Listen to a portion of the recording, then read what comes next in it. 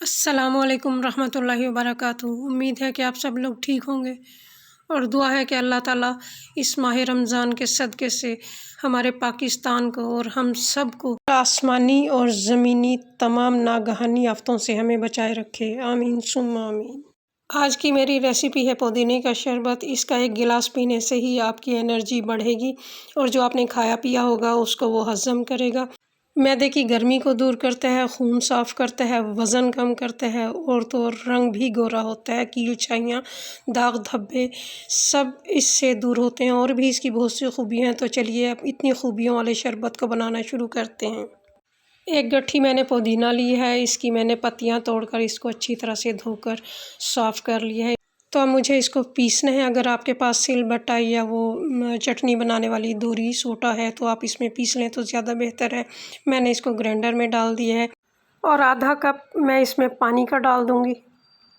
अगर आप ग्राइंडर के अलावा सिलबट्टे पर या दोरी में पीस रहे हैं तो आपको इसमें पानी डालने की ज़रूरत नहीं है, क्योंकि उसमें बग़ैर पानी के ही जो है पुदीना हमारा बारीक हो जाएगा। ग्राइंडर में हमें पानी डालना पड़ता है, इसके बग़ैर ग्राइंडर चलता नहीं है। तो लीजिए पुदीना हमारा ग्राइंड हो चुका है। मैं छाननी में से इसको छान लूँगी, क्योंकि हमें सिर्फ़ इसका पानी चाहिए, हमें इसकी पत्तियाँ ये जो फोक है ये हमें नहीं चाहिए। दबा दबा कर इसका सारा अरक मैंने निकाल लिया है और अब ये जो फोक बचा है इसको मैं फेंक दूँगी।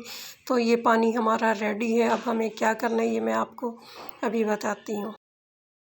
शरबत को पकाने के लिए पैन को मैंने चूल्हे पर रख दिया है और जो पुदीने का पानी हमने निकाला था वो मैंने इस पैन में डाल दिया है और अब मैं इसमें हाफ़ टी स्पून नमक डाल दूँगी। तो हाफ़ टी स्पून मैं इसमें काला नमक डालूँगी, इससे इसका टेस्ट जो है वो दोबाला हो जाएगा। और अब मैं इसमें डालूँगी चीनी। चीनी मैंने आधा किलो ली है। अगर आप ज़्यादा शरबत बनाना चाहें तो आप 1 किलो चीनी का बना सकते हैं और बाकी चीज़ों की जो क्वांटिटी है वो बढ़ा सकते हैं। तो इन चीज़ों को मैंने अच्छी तरह से मिक्स कर लिया है। अब मैं डालूँगी इसमें 3 टेबल स्पून नींबू का जूस। इसको मैंने छान लिया और इसके बीज वगैरह अलहदा कर दिए थे। आप इसकी जगह 1/3 टीस्पून टाटरी या 1 टेबल स्पून सिरका भी डाल सकते हैं। अब मैं इन चीज़ों को अच्छी तरह से मिक्स कर लूँगी और इसको मैं 5 मिनट तक मीडियम आंच पर पकाऊंगी। तो पकाते हुए कभी आंच मीडियम करनी पड़ती है और कभी बिल्कुल स्लो करनी पड़ती है, क्योंकि ये दूध की तरह उबलने लगता है तो हमें स्लो आंच पर इसको पकाना पड़ता है। तो इसी तरह पकाते हुए मैंने इसको तकरीबन जो है वो गाढ़ा कर लिया। हमें कोई 2 तार की या 1 तार की चाशनी इसमें नहीं चाहिए, बल्कि जब ये चिपचिपा सा हो जाए तो समझें ये तैयार है। तो अब इसके कलर को खूबसूरत करने के लिए हम इसमें मज़ीद कलर का इजाफ़ा करेंगे, जो फूड ग्रीन कलर होता है। अब वो मैं इसमें डालूँगी ताकि इसका कलर मज़ीद अच्छा आ जाए। आप चाहें तो इसको स्किप भी कर सकते हैं। तो 1 चुटकी मैंने यहाँ ग्रीन फूड कलर डाल दिया है। मुझे थोड़ा सा कम लगा है तो मैंने थोड़ा 1 चुटकी जो है वो ग्रीन कलर और डाल दिया। तो देखिए माशाल्लाह कितना खूबसूरत हमारा शरबत तैयार हुआ है ग्रीन। तो मैंने उंगली से इसको चेक करके देखा था, इसमें चिपचिपाहट आ चुकी है। तो अब मैंने चूल्हा बंद कर दिया है और अब हम इसको ठंडा होने के लिए रख देंगे। तो ये ठंडा होने के बाद भी थोड़ा सा गाढ़ा हो जाएगा। तो अब ये ठंडा हो चुका है। अब मैं इसको किसी भी शीशे की बोतल या प्लास्टिक की बोतल में डालकर महफूज कर लूँगी और गर्मियों में जब जी चाहे हम इसको इस्तेमाल कर सकते हैं। तो यहाँ पर मैंने देखिए 2 शरबत तैयार किए हैं आज। एक मैंने रूह अफ़ज़ा बनाया है और दूसरा पुदीने का शरबत। रूह अफ़ज़ा की जो रेसिपी है वो मेरे चैनल पर मौजूद है, आप वहाँ पर इसकी वीडियो देख सकते हैं।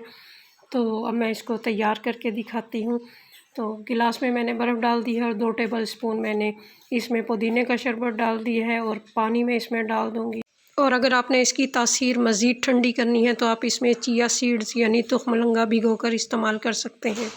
और अगर आपका वज़न बहुत ज़्यादा है, रंग काला है या आपके चेहरे पे पिंपल वगैरह हैं तो आपने इसके चंद पत्तों का कहवा बनाना है और उसमें नमक डालकर खाली पेट सुबह या शाम के वक्त इसको पी लेना है। ये बहुत तेज़ी से वज़न कम करता है, रंग साफ़ करता है, खून साफ़ करता है और इसके और भी बहुत से फ़ायदे हैं।